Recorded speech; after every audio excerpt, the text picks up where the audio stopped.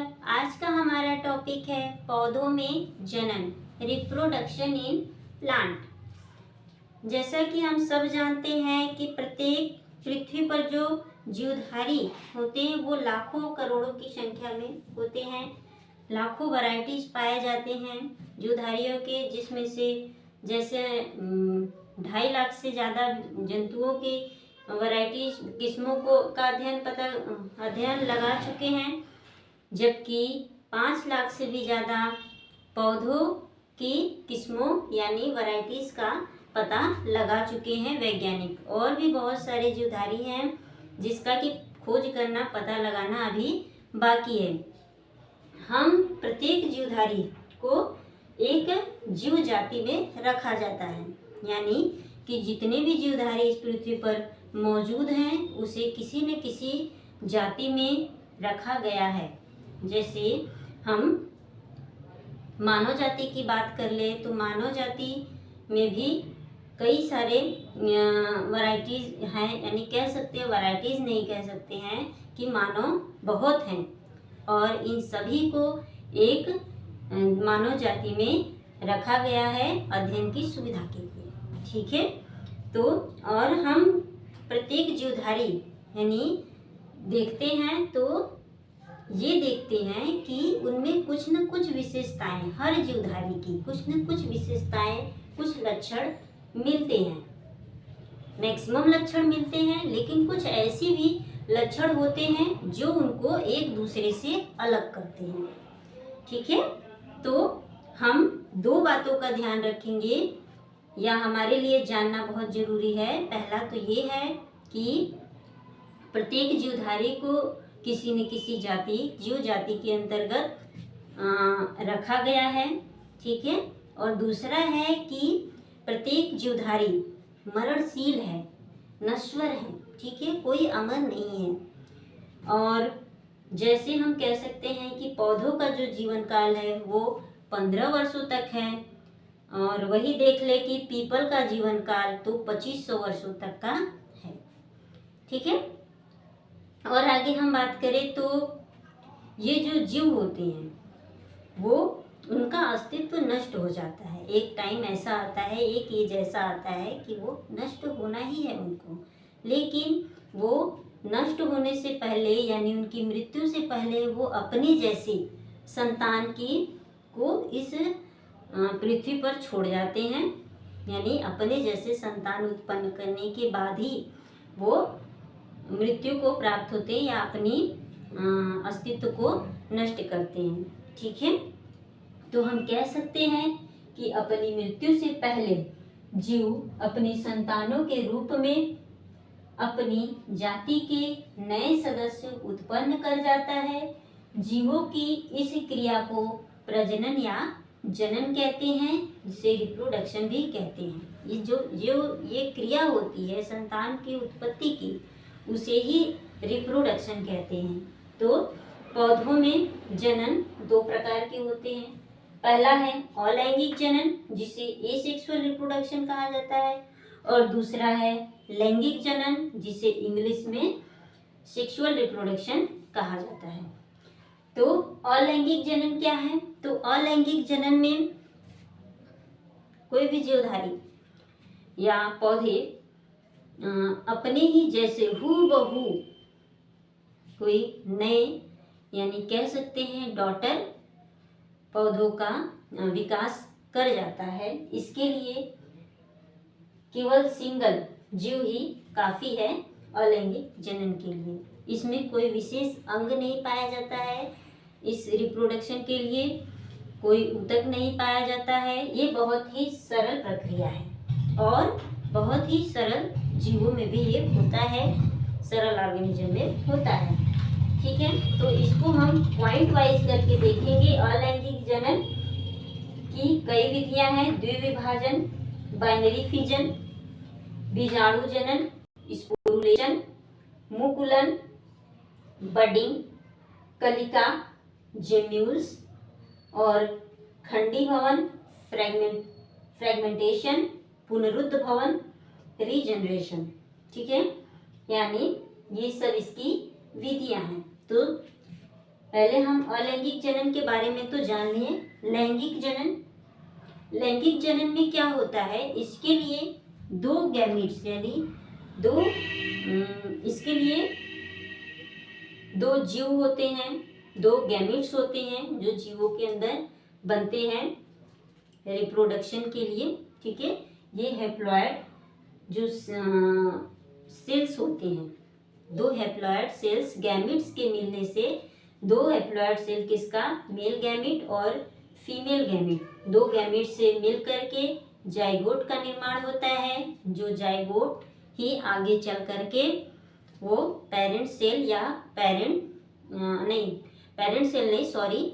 Daughter cell या daughter organism में विकसित होते हैं।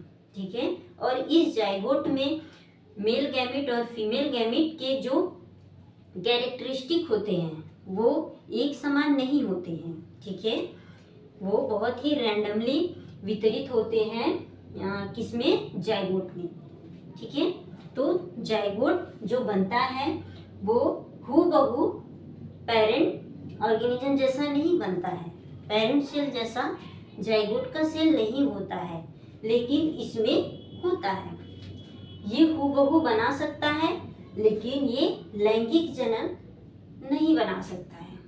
ठीक है, यानी इसको कह सकते हैं कि ये एक जटिल प्रक्रिया है और ये क्या कह सकते हैं, जटिल जीवों में होता है। ठीक है, और ये ठीक है, बस इतना ही हमको पढ़ना है अलैंगिक जनन। अलैंगिक जनन में पहला है द्विविभाजन, बाइनरी फिजन। बाइनरी फिजन मुख्यतः पाया जाता है किसमें, प्रोटोजुअन्स में। प्रोटोजुअन्स एनिमल या प्रोटोजुअन्स जो होते हैं, जैसे प्रोटोजुअन में अमीबा, पैरामीशियम, यूग्लिना, ये सब क्या है, इन सबों में द्विविभाजन पाया जाता है। तो हम एग्जाम्पल जान लिए कि अमीबा, पैरामीशियम, यूग्लिना ये सब द्विविभाजन के उदाहरण हैं। जैसे एक अमीबा है, माइटोटिक विभाजन द्वारा इसका सेल बट जाता है। ठीक है, सेल नहीं, ये न्यूक्लियस के अंदर जो जेनेटिक मटेरियल होता है वो पहले माइटोटिक विभाजन द्वारा, समसूत्री विभाजन द्वारा, ये पहले तो एक लाइन में इनके जो गुणसूत्र होते हैं आ जाते हैं, फिर ये दूसरे छोर पे ये चले जाते हैं और ये जो अमीबा का जो द्रव्य होता है वो ऑटोमेटिकली यहाँ से धीरे धीरे दबते हुए ये एक दूसरे से अलग हो जाता है। ठीक है, इसमें क्या होता है कि इसमें जो पेरेंट सेल होते हैं, पेरेंट ऑर्गेनिज्म होते हैं, वो मरते नहीं हैं, लेकिन ये एक से दो बन करके ये क्या करते हैं, अपने डॉटर सेल का निर्माण कर लेते हैं, डॉटर अमीबा बन जाते हैं। ठीक है, यानी इसका अस्तित्व अपने आप ही नष्ट हो जाता है। इसी तरह यूग्लिना में, यूग्लिना कुछ इस तरह से होता है। इसमें दो तरह का द्विविभाजन होता है। एक तो होता है लैटरल और एक होता है लॉन्गिट्यूडनल। इसमें यूग्लिना का पहले केंद्रक डिवाइड होता है, फिर धीरे धीरे आगे चल के ये कुछ इस तरह से अलग हो जाता है। ठीक है, और ये अपने आप में समाप्त हो जाता है। ठीक, तो ये था लैटरल, ये है लॉन्गिट्यूडनल द्विविभाजन। ठीक है, इसका एग्जाम्पल है अमीबा और यूग्लिना। अब अगला आता है बीजाणु जनन, स्पोर फॉर्मेशन, स्पोरुलेशन यानी स्पोर्स का फॉर्मेशन। इसमें क्या होता है, स्पोर बनते हैं, छोटे छोटे स्पोर बनते हैं। सबसे पहले स्पोर किसमें बनता है, जैसे फंगस। हमने देखा होगा कि रोटी में कुछ दिनों तक रख दिया जाए तो उसमें फंगस लग जाते हैं, और फंगस कुछ दिनों का हो जाता है तो वो जैसे धूल जमा हो उस तरह से होता है। वो धूल क्या है, उसको फू मारेंगे तो वो उड़ने लगेगा, ठीक है। वही होता है उस फंगस का स्पोर। यानी इसमें सबसे पहले स्पोर्स बनते हैं और ये स्पोर्स एक जगह से दूसरे जगह जा कर के किससे जाते हैं, या हवा द्वारा जा सकते हैं या कीटों द्वारा जा सकते हैं, जाते हैं और वहाँ पे अनुकूल परिस्थिति पाते हैं तो ये ग्रो कर जाते हैं, ठीक है। इस तरह से इसका निर्माण होता है। जैसे स्पोर में क्या होता है, पेनिसिलियम, इसका एग्जाम्पल ले ले तो पेनिसिलियम, पेनिसिलियम में कार्डा का फॉर्मेशन होता है। कार्डा, जैसे ये पेनिसिलियम कुछ इस तरह से बिखरा होता है, ठीक है।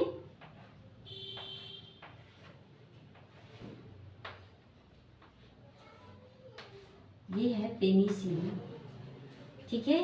ये पूरे जाल जैसा दिखाई देता है, लेकिन कभी कभी क्या होता है, यही पेनिसिलियम करड़ा बना लेता है। जैसे ये इसमें छोटे छोटे स्पोर्स बन जाते हैं, ठीक है।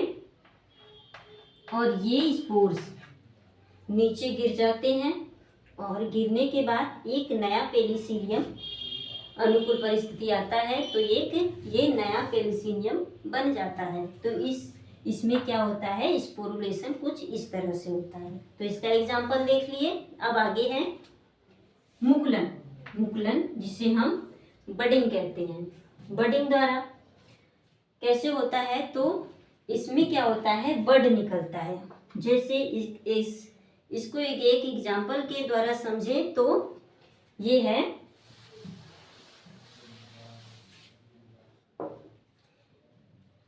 ईस्ट में, इसका एग्जाम्पल है ईस्ट। ईस्ट में क्या होता है, बड बनता है। ये ईस्ट है, समझ लेते हैं, ठीक है। ईस्ट ही होता है, एक मिनट, बडिंग, हाँ। ईस्ट में क्या होता है, ये छोटे छोटे बड बनाते हैं। ये श्रृंखला के रूप में भी बन सकते हैं और सिंगल अलग अलग, मतलब एक श्रृंखला, एक बना बड वो अलग हो गया, उस तरह से भी इसकी बडिंग होती है। और ये श्रृंखला ही आप टूट टूट करके एक नया यानी संतति सेल्स बना लेते हैं। संतति यानी डॉटर सेल्स का निर्माण हो जाता है। यहाँ से ये टूट जाता है और अनुकूल परिस्थिति में ये जर्मिनेट हो जाते हैं। इसका एग्जाम्पल है ईस्ट, ठीक है। अब आगे है कलिका, जेम्यूल। अगला पॉइंट है हमारा जेम्यूल। जेम्यूल द्वारा अलैंगिक जनन, एसेक्सुअल रिप्रोडक्शन कैसे होता है, तो इसमें क्या होता है कि पत्तियों या फिर जड़ों, इसमें क्या होता है कि उसमें नन्ही कली के रूप में निकल जाता है। जैसे ये तना है, इसमें ही एक पत्ती या एक कली जर्मिनेट हो जाती है और ये आगे चल के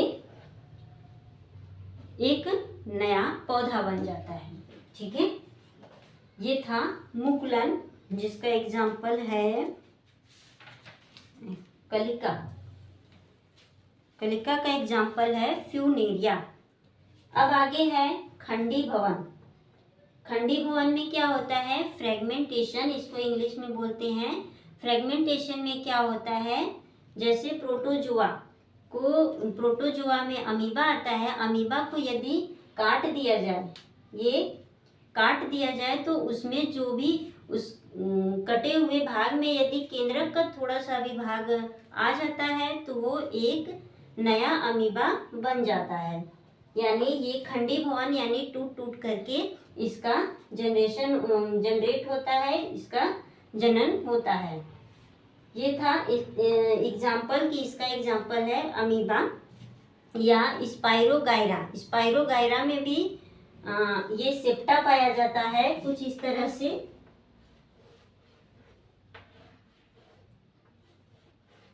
तो ये यहाँ से टूट टूट करके एक नया स्पाइरोगायरा बना लेता है। ठीक है, अब आगे आता है पुनरुद्भवन। पुनरुद्भवन रीजनरेशन। रीजनरेशन में क्या होता है कि जैसे अमीबा को ही एग्जाम्पल के तौर पे ले ले, तो ये अमीबा में रीजनरेशन की क्षमता पाई जाती है। ये अपने आप में एक नया सेल बनाने की क्षमता रखते हैं, रीजनरेट होते हैं। तो ये था अलैंगिक जनन। अलैंगिक जनन में इतना ही। Thank you so much.